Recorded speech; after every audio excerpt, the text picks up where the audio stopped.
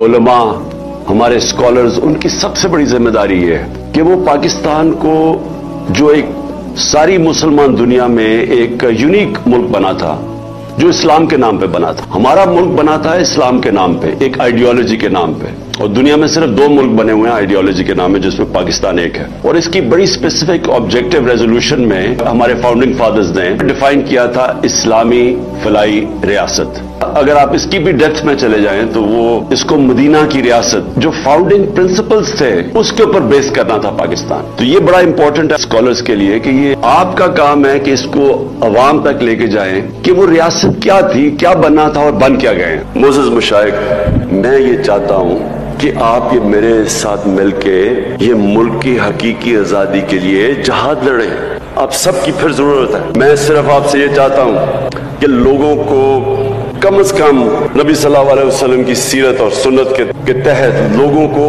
आप जगाना शुरू करें। उनकी सब कुछ उन्होंने जो असूल बनाए हुए हैं कि मुल्क चलता कैसे है, अदल और इंसाफ क्या होता है, इंसानियत क्या होती है, वो आप लोगों को आपको जरूर तबलीग करनी चाहिए इस वक्त।